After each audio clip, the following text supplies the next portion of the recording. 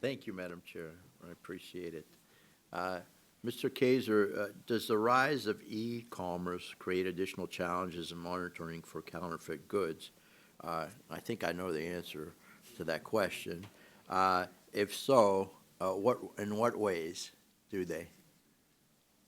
I've been involved with brand protection, anti-counterfeiting for 7 years, and it's, I'd say, put a very dark shadow in my life, and I see the world a little bit different. I see that the e-commerce space, the internet, provides the perfect playground for bad actors. Many times counterfeiters are third-party sellers that are hiding behind a brand name that's very reputable, but when you purchase, if you don't look closely, you can end up with counterfeit goods. Yeah. Are brands working with e-commerce businesses to track down on counterfeit goods? If so, how? I'm sorry, what was the question? Okay. Are brands working with e-commerce businesses to crack down on counterfeit goods?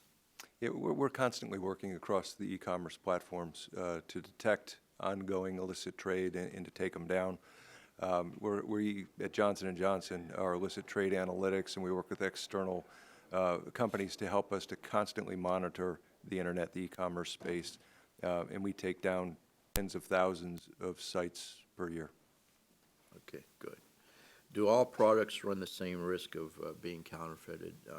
If not, which products carry the most risk of being counterfeited?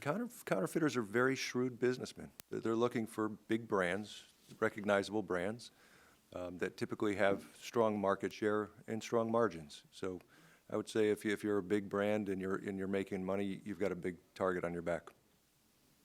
Okay, do patients and consumers play a role in addressing the problem of counterfeited goods? If so, in what way?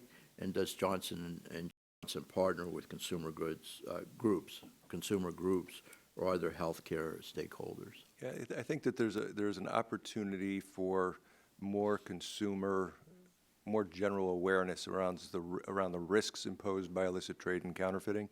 But they do play an important role that if a consumer has a bad experience or they suspect counterfeit, on all of our packaging there's a toll-free number to contact us, and we urge anybody that has a bad, I'll say, event with a J&J product to let us know. Okay. How might Congress further support efforts to protect consumers from counterfeit goods? What other authorities should the federal government have to curtail the supply of counterfeit medical devices? As I've said multiple times, I think the support of this bill is enormous opportunity. I think it's low-hanging fruit. And I've alluded to that I think getting this in place and opportunities to explore other tools. I've heard many references to the international mailing facilities and the resources there, that they're old or they lack resources. And I'll share an example or an analog that I got from a friend who's at Homeland Security. And if you know anything about counterfeiting, it used to be the slow boat from China per se. It was cargoes, it was containers. They were large containers coming in. With e-commerce, it's changed. It's small parcels coming in through these mailing facilities. And the analog that this Homeland Security agent shared with me said in the old days, it was as if somebody was rolling a bowling ball across the table.